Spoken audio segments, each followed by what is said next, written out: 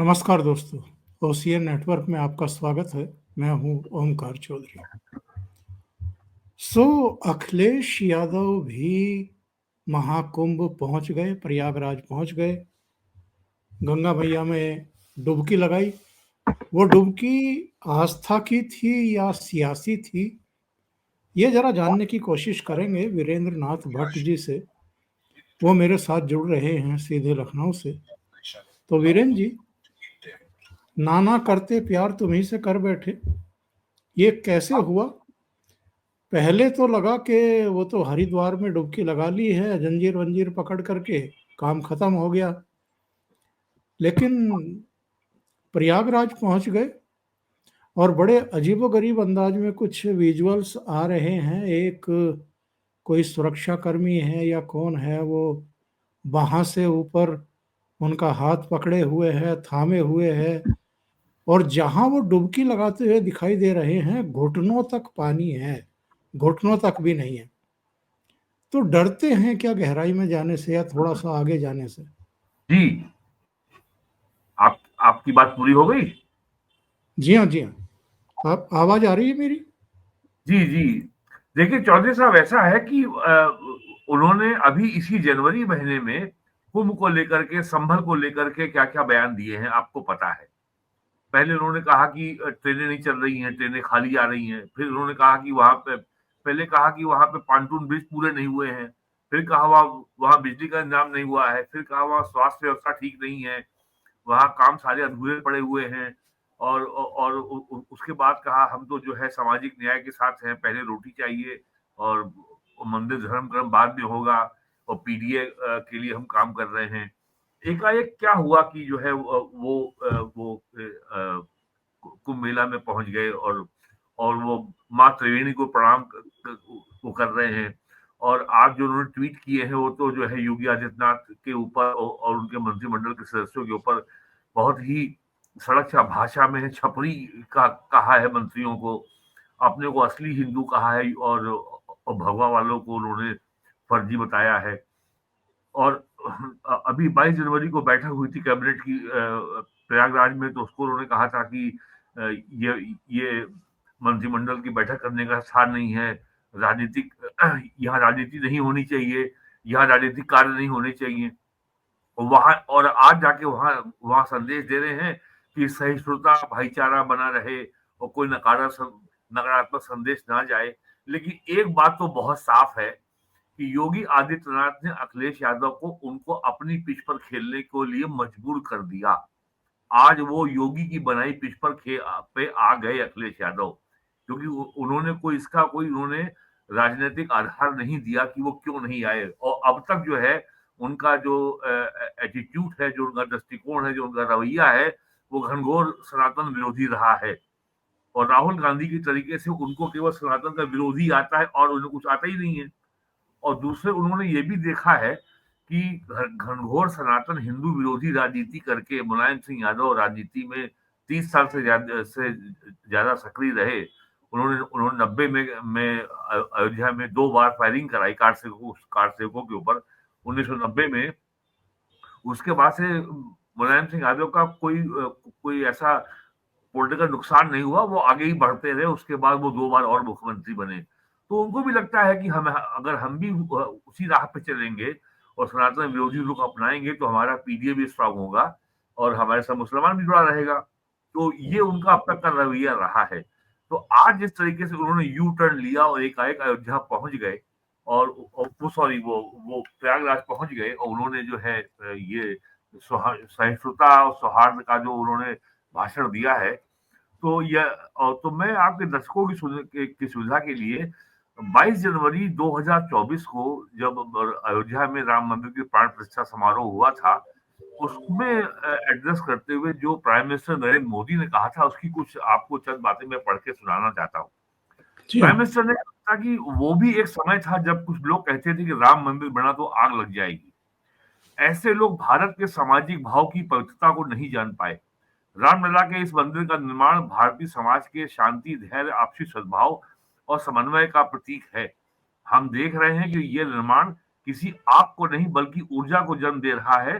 राम मंदिर समाज के हर वर्ग को एक उज्जवल भविष्य के पथ पर बढ़ने की प्रेरणा लेकर के आया है। मैं आज उन लोगों का आह्वान करूंगा, आइए आप महसूस कीजिए, आप अपनी सोच पर पुनर्विचार कीजिए। राम आग नहीं है, राम ऊर्जा है, राम विवाद नहीं है, राम समाधान है। राम सिर्फ हमारे नहीं है, राम तो सबके हैं। राम वर्तमान ही नहीं, राम अनंत काल हैं। तो ये प्राइम मिनिस्टर का स्पीच आज से 1 साल 2 महीने 2 दिन 4 1 साल 4 दिन पहले ये पीएम का कथन है। और ये पीएम का कथन अखिलेश यादव के जो आज उनका कमेंट है कि हम लोग जो है बंटवारे की राजनीति से आगे बढ़ें, सौहार्द को बनाए रखें और पॉलिटिक्स नकारात्मक ना हो। तो जो है और तो इसका जवाब तो पीएम ने आज से 1 साल पहले दे दिया। और एक बात और ये कहना चाहूंगा, अखिलेश यादव का अखिलेश यादव, राहुल गांधी और अरविंद केजरीवाल, ये तीनों सीजनल हिंदू हैं। आपको याद होगा आज से पिछले लोकसभा चुनाव, पिछले दिल्ली विधानसभा चुनाव के पहले अरविंद केजरीवाल ने 2019 में दिल्ली के एक मंदिर में दिवाली की पूजा का आयोजन किया था और एक टीवी चैनल को पैसा देकर उसका उसका लाइव टेलीकास्ट भी कराया था। और अभी इसी चुनाव के पहले भी उन्होंने जो है नामांकन फाइल करने के पहले वो कराट प्लेस के हनुमान मंदिर में भी गए थे। राहुल गांधी भी 2019 के लोकसभा चुनाव के पहले 2018 में मंदिर मंदिर खूब जाते थे। अब उन्होंने मंदिर का नाम नहीं बंद कर दिया और उस समय जनेऊ भी पहनते थे, धोती भी पहनते थे। तो उसी तरीके के अखिलेश यादव जो हैं भी एक हिंदू हैं। और जिस तरीके से उन्होंने जो कटाक्ष करने की कोशिश की कि हम असली हिंदू हैं और योगी जो है ये सब ढोंगी हिंदू हैं और बीजेपी वाले ढोंगी हिंदू हैं, फर्जी हिंदू हैं और राजनीतिक हिंदू हैं। तो मैं आपको केवल ये बताना चाहता हूं कि जो कन्विक्शन है, जो कमिटमेंट है, जो समर्पण है, जो निष्ठा है सनातन धर्म के प्रति, सनातन संस्कृति की पुनर्स्थापना के प्रति, उसके ऊपर अब कोई भी नेता विपक्ष में नरेंद्र मोदी या योगी आदित्यनाथ या किसी भी बीजेपी की वरिष्ठ नेता की निष्ठा और नियत पर कोई प्रश्न करने की हैसियत नहीं रखता। मैं आपको और ये मैं आपको बताता हूं फिर से, जनवरी 22 2024 के नरेंद्र मोदी की भाषण की 4 लाइनों से प्राइम मिनिस्टर ने कहा था, ये राम के रूप में राष्ट्र चेतना का मंदिर है।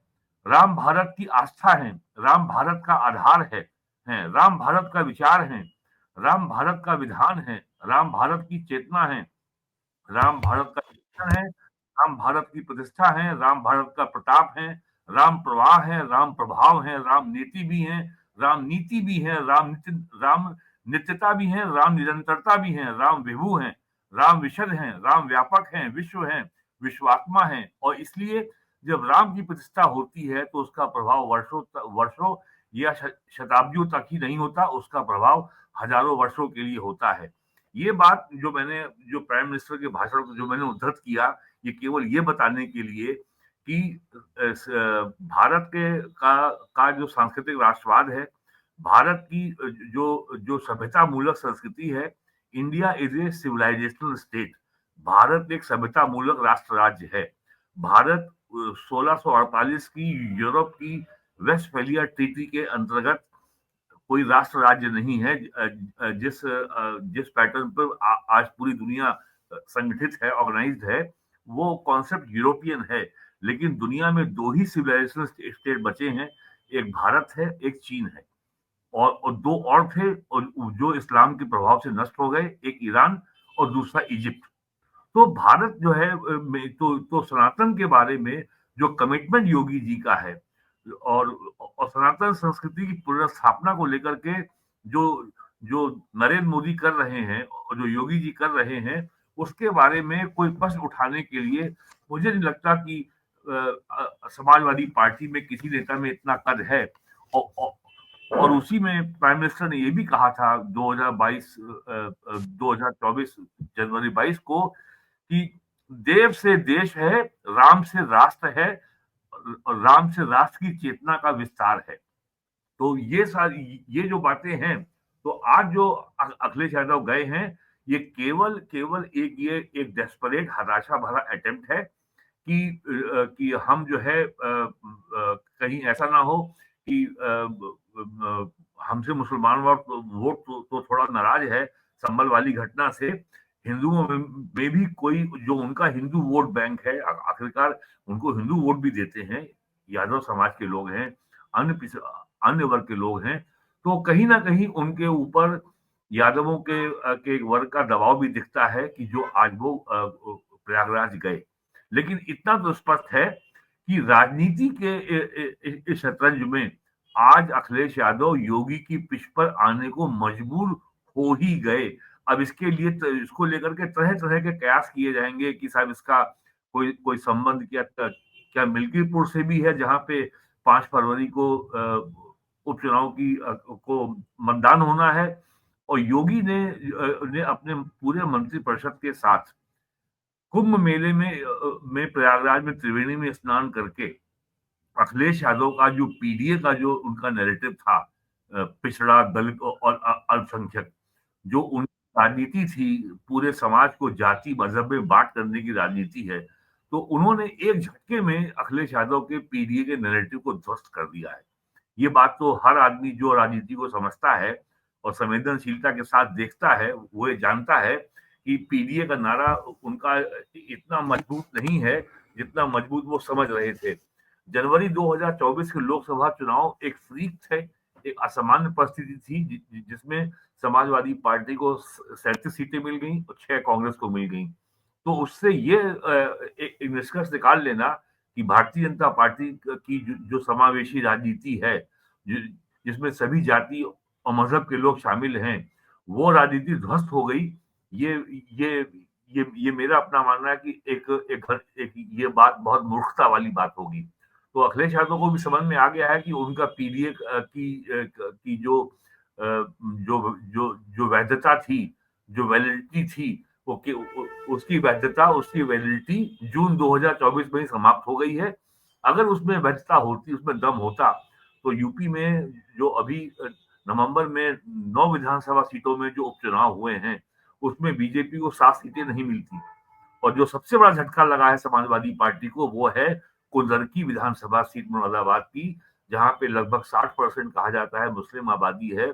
वहां से बीजेपी का राजपूत समाज का व्यक्ति उम्मीदवार जीता है। तो ये जो आज की घटना है, समाजवादी पार्टी के लिए इससे कोई बहुत बड़ा लाभ नहीं मिलने वाला है, लेकिन ये संदेश तो चला ही गया कि समाजवादी पार्टी को भी आखिरकार सनातन प्राचीन पुरातन संस्कृति है, उसके आगे शीश नवाना पड़ा।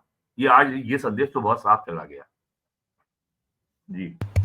लेकिन ये तो वो लोग हैं जो मोहन भागवत के इस बयान पर के 22 जनवरी 2024 को ही असली आज़ादी मिली है, उस पर भी ये ट्विस्ट करते हैं और उसकी भी आलोचना करते हैं। ये लोग क्या जानेंगे जो मोदी जी ने कहा था 22 जनवरी 2024 को अपने भाषण में, उसके मर्म को क्या समझेंगे ये लोग। देखिए, ऐसा है, मोहन भागवत जी के संघ प्रमुख के बयान को जो जो सबसे बड़ी गलती होती है मीडिया में भी और आम जनता में भी, कि उनके बयान को एक संदर्भ में देखा जाना चाहिए और एक कॉन्टेक्स्ट में देखा जाना चाहिए, एक पर्सपेक्टिव में देखा जाना चाहिए। संघ प्रमुख कोई चुनावी राजनीति में सक्रिय कोई नेता नहीं है, वो एक सांस्कृतिक संगठन चलाते हैं जो राजनीतिक कार्यों में भी सक्रिय रहता है, लेकिन उनका उनका मूल एजेंडा भारतीय जनता पार्टी को जितवाना नहीं है।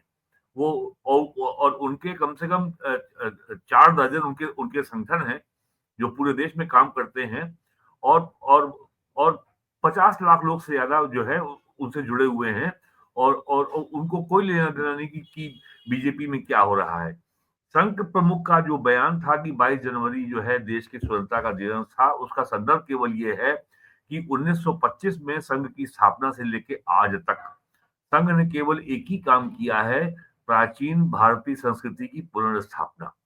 और इसके लिए जो औपनिवेशिक जो दास्ता इस देश में ऊपर है, हमारी कानून व्यवस्था पर, हमारे संविधान के ऊपर, हमारे दिमाग पर, हमारे सोच पर, हमारे संस्कार पर, हमारे दैनिक जीवन पर, हमारी शिक्षा व्यवस्था पर, हमारे लीगल सिस्टम पर, जुडिशियल, ये सारा का सारा वही है जो अंग्रेज छोड़ गए थे। तो इतने ये हजार और उसके पहले जो जो दास्ता इस्लामी दास्ता थी, यानी जो रूल था तुर्कों का, उसको जो है नेहरू जी ने, कम्युनिस्टों ने बता दिया कि ये तो अपने ही थे। जो आदमखोर, जो नरबख्शी जो थे लुटेरे, जो सेंट्रल एशिया से आए थे, बाबर, हुमायूं, अकबर, जहांगीर और औरंगजेब, जिन्होंने कम से कम 1 करोड़ लोगों से ज्यादा हिंदुओं की हत्या की और लाखों हिंदुओं को यहाँ से गुलाम बना करके उन्होंने जाके बेचा काबुल में, बगदाद में, बुखारा में। उनको बता दिया कि ये तो हमारे ही थे, दे बिकेम अस। तो ये उसके खिलाफ उनका एक एक बहुत पुराना सांस्कृतिक संघर्ष है। और जो मोहन भागवत का ये जो बयान था कि 22 जनवरी को देश आजाद हुआ, ये केवल उसी डीकोलोनाइजेशन कैंपेन को ही अंडरलाइन करता है। और इसमें कोई भी इसमें नई बात नहीं है। तो और संघ प्रमुख के किसी भी बयान को आप अगर तात्कालिक, जो जो चुनावी राजनीति है, जो तात्कालिक सत्ता की राजनीति है, उसके संदर्भ में आप अगर अगर अगर उसका अगर विश्लेषण करेंगे, तो आपका निष्कर्ष कभी सही मिलना बहुत मुश्किल काम है। वो कभी भी जो है, हाँ, ये बात सही है कि उनके बयानों का इलेक्टोरल पॉलिटिक्स पे प्रभाव पड़ता है। जैसे 2015 सितंबर में बिहार विधानसभा का चुनाव हो रहा था, उनका बयान आया था आरक्षण के बारे में। बीजेपी के लोगों का मानना है कि उनके इस बयान से भारतीय जनता पार्टी को बिहार में नुकसान हुआ असेंबली के चुनाव में। और उनका ये भी बयान आया कि हर मंदिर के नीचे शिवलिंग को, को तलाश करना उचित नहीं है, एक मंदिर बन गया है। तो ये भी है कि जो लोग अति उत्साहित हो रहे हैं, जो लोग जो है कहीं देश की कानून व्यवस्था के लिए समस्या ना बन पाए, तो उनको भी जो है पैसिफाई करना, उनको भी संतुलित रखना की की दृष्टि से ये एक बयान दिया गया है। और आपने गौर किया होगा, नवंबर 2019 में जब सुप्रीम कोर्ट का फैसला आया था, उसके बाद संघ के लोगों ने के पूरे देश में ये मुहिम चलाई थी कि यह कोई विजय का दिन नहीं है। प्राइम मिनिस्टर ने 2024 जनवरी 22 को अयोध्या में कहा था, यह विजय का दिन है, तो यह विनय का दिन भी है। ये कोई एक समाज के एक वर्ग की दूसरे वर्ग पर कोई विजय नहीं है। हमने किसी को परास्त नहीं किया है। जो ये कोई ट्रायम्फ नहीं है। तो आपने ध्यान दिया होगा 2025 में भी जब राम जन्मभूमि मंदिर प्राण प्रतिष्ठा के समारोह के 1 वर्ष पूरे हुए, तो आपने कहीं कोई बड़ा भारी कोई जो है कि लोगों ने विजयोत्सव मनाया हो, ऐसा कोई बयान किसी का नहीं आया। ऐसा कहीं से सरकार के जिम्मेदार हलकों से कोई ऐसा बयान नहीं आया, ना ना आरएसएस की ओर से, ना विश्व हिंदू परिषद की ओर से, ना राज्य सरकार की ओर से, ना भारतीय जनता पार्टी की ओर से। और 22 जनवरी की बजाय भारतीय कैलेंडर की जो तिथि है, वो उस समारोह की पहली वर्षगांठ जनवरी 11 को ही मना ली गई अयोध्या में। उसमें यूपी के मुख्यमंत्री आदित्यनाथ जी भी गए थे। तो इसलिए उनके बयानों को संदर्भ में देखने की आवश्यकता है। और चुनावी राजनीति में और भारतीय जनता पार्टी और विपक्षी दलों के बीच में क्या क्या खींचातानी हो रही है, किस मुद्दे पे विवाद चल रहा है, कौन किसको कहाँ पटक रहा है, कौन किससे आगे जा रहा है, इस संदर्भ में उनके बयान को अगर कभी भी आप एनालाइज करेंगे, तो मेरे मेरे विचार से कभी भी उसका जो आपको परिणाम मिलेगा, जो निष्कर्ष निकलेगा, वो तथ्यों के आधार पर सही नहीं होगा।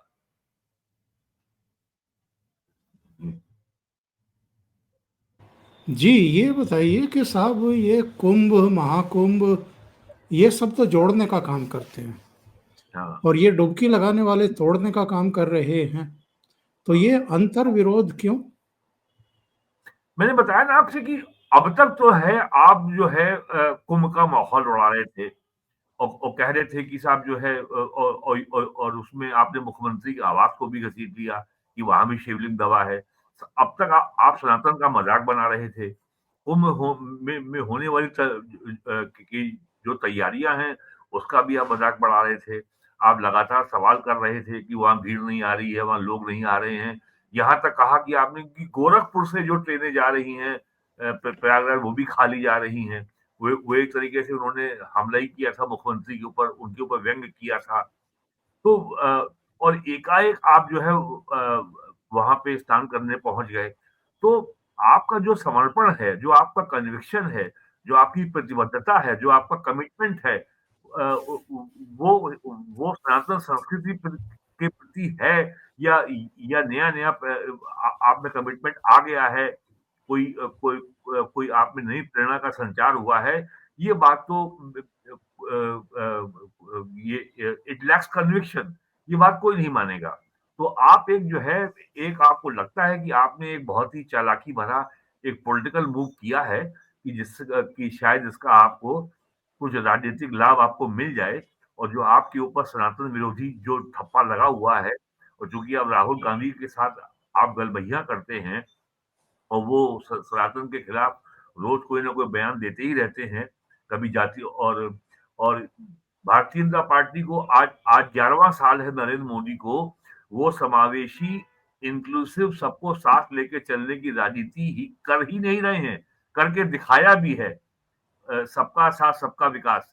और आप जो है केवल ये देख रहे हैं कि बजट बनाने वाले लोगों में कितने लोग जो हैं शेड्यूल कास्ट हैं, कितने शेड्यूल ट्राइब हैं, और कितने ओबीसी हैं, और आप मतलब हर जगह आपको केवल जो है हर व्यक्ति, यहाँ तक कि जो जर्नलिस्ट से पूछ रहे हैं कि तुम किस जात के हो, तुम्हारा मालिक किस जात का है, तो आप तो केवल जाति के आधार पर बांट रहे हैं। तो अखिलेश अरे यादव ने अरे क्या है ये, अरे मिश्रा जी, रहने दो, इस तरह की हाँ, टिप्पणियां करते हैं। हाँ, ये तक बयान दिया अखिलेश ने, वो भी संसद भवन के सामने कहा, अरे मिश्रा जी आप बड़े अच्छा, तो ठीक है, तुम तो ब्राह्मण हो।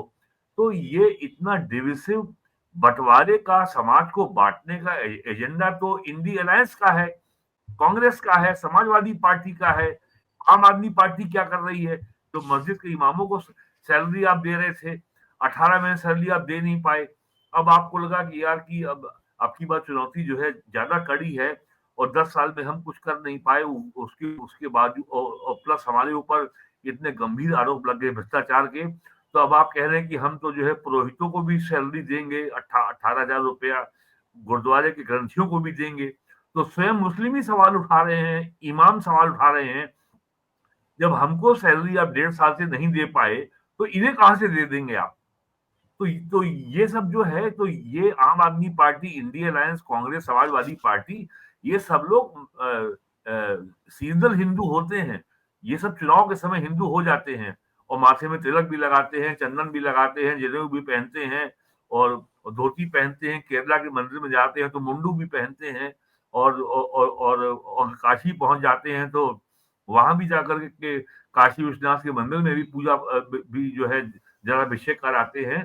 तो इनका कोई कमिटमेंट नहीं है, कोई इनका जो है कोई इनका कोई वैचारिक निष्ठा नहीं है। जैसा मैंने आपको पीएम का के भाषण को जो मैंने कोट किया, तो उससे स्पष्ट हो जाता है कि पीएम का क्या कमिटमेंट है, योगी आदित्यनाथ का क्या कमिटमेंट है, भारतीय जनता पार्टी का क्या कमिटमेंट है। नहीं, स्थापना काल से है, संघ की स्थापना काल से है।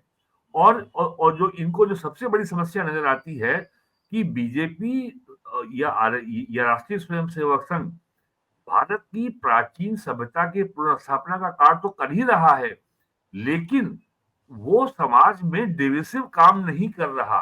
वो उसका ये कार्य किसी वर्ग, किसी मजहब के विरुद्ध नहीं है, किसी का नुकसान करना, किसी का कुछ छीनना नहीं है।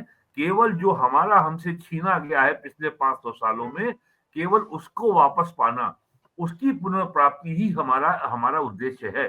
किसी को और हमारा ये भी सोचना नहीं है कि किसी को नुकसान पहुंचा करके ही हमारा लाभ होगा, जिसको बोलते हैं जीरो सम गेम, कि your loss is my gain. No, ये संघ की बीजेपी का सोच या नीति नहीं है। और पिछले 8 साल के योगी जी के राज को देख लीजिए, पिछले 10 साल के प्राइम मिनिस्टर मोदी के राज को देख लीजिए, उन्होंने समावेशी राजनीति, इंक्लूसिव पॉलिटिक्स, सबका साथ सबका विकास के जरिए इसको जमीन पे, धरातल पे लागू करके दिखाया है, सिद्ध किया है। और, और, और, और, और समाजवादी पार्टी को ये भी परेशानी है कि 8 साल में वो योगी आदित्यनाथ को या उनकी सरकार को मुसलमान विरोधी साबित नहीं कर पाए। वो आज भी इसी काम में लगे हुए हैं।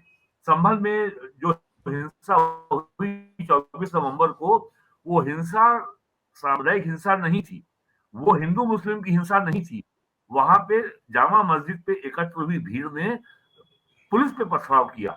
जो कोर्ट के आदेश के ऊपर जो एएसआई की टीम के साथ जो कोर्ट कमिश्नर वहां पे सर्वे करने गया था, उसको सर्वे करने से रोका गया और पुलिस टीम पे हमला हुआ। उसमें 5 लोग मारे गए, लेकिन उसमें एक भी व्यक्ति पुलिस की गोली से नहीं मरा, ये तो पोस्टमार्टम से साबित हो गया। लेकिन समाजवादी पार्टी ने 5 लोगों को 5-5 लाख रुपए दिए। और बहराइच में जो एक मुस्लिम दंगाई की गोली से जो राम गोपाल मिश्रा मारा गया, उसके ऊपर समाजवादी पार्टी का बयान तक नहीं आया। तो समाज को, देश को, प्रदेश की जनता को जाति मजहब के आधार पर बांटने का काम कौन कर रहा है, खाना बनाने का काम कौन कर रहा है? क्या सरकार कर रही है या समाजवादी पार्टी कर रही है? तो और जैसे जैसे बीजेपी की समावेशी राजनीति आगे बढ़ेगी, जनता में इसके प्रति विश्वास बढ़ेगा, और तो वैसे वैसे समाजवादी पार्टी की जाति के आधार पर समाज को बांट करके राजनीति करने का जो जो जो स्कोप है, जो उसकी संभावनाएं हैं, वो सिकुड़ती जाएंगी। लोग देख रहे हैं कि भाई अब तक आपका नारा था कि भाइयों अब मंडल कमीशन लागू हो गया है, डीएम सीएम पीएम तीनों अपने होंगे। अब लोग देख रहे हैं कि भैया मंडल लागू हुए 35 साल हो गए, आप लोग जो है जो टूटी जीप में चलते थे, अब आप लोग आज चार्टर्ड प्लेन में चल रहे हैं, सबका जीवन 5 स्टार हो गया है। उन्हें क्या मिला?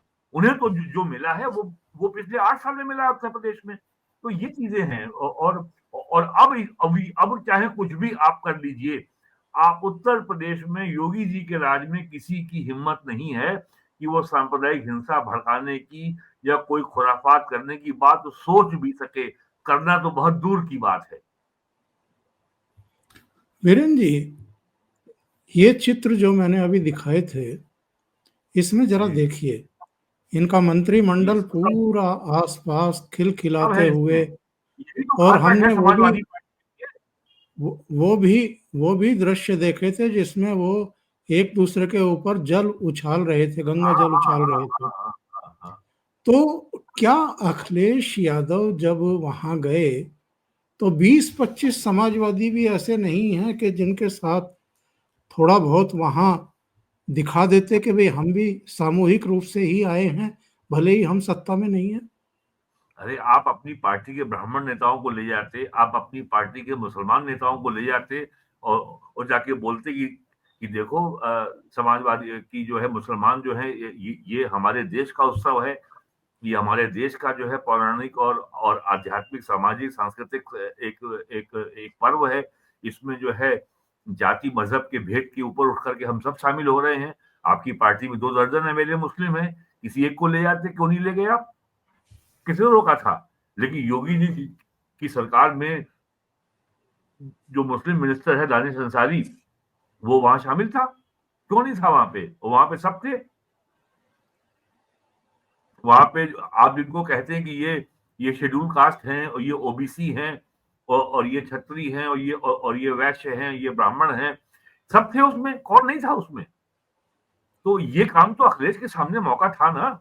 आपकी पार्टी में भी सभी हर जाति मजहब के लोग हैं, आपके पास 100 एमएलए हैं, तो आप उनको ले जाते। किसने रोका था आपको? या आप नहीं ले गए? तो और एक तरफ आप जो है ये आप आज ही उनका ये बयान है, बंटवारे की राजनीति ना हो, सहिष्णुता सौहार्द बना रहे। अरे भाई, सहिष्णुता सौहार्द बनाने का अवसर तो आपके पास भी था। आप अपने पार्टी के 25, 30, 40 एमएलए को लेके जाते। आपके पास 37 एमपी हैं और आपके पास रामपुर का एमपी मुसलमान है, आप उसको ले जाते। जो मौलाना नदवी है, उसको ले जाते आप। क्यों नहीं ले गए आप? आपके पास जो है 8-10 एमपी हैं आपके, जो कि शेड्यूल कास्ट समाज से आते हैं, आप उन्हें ले जाते। लेकिन ऐसा तो आपने कुछ किया नहीं, और उल्टे नहीं, आप आरोप लगा रहे हैं कि जो है कि टॉलरेंस बनी रहे और राजनीति और बंटवारे की राजनीति ना हो। आप स्वयं क्या कर रहे थे? बहुत बहुत धन्यवाद वीरेंद्र नाथ भट्ट साहब, आपने इतना समय निकाला और ओशियन नेटवर्क पर अहम मुद्दे पर चर्चा की। Thank you so much.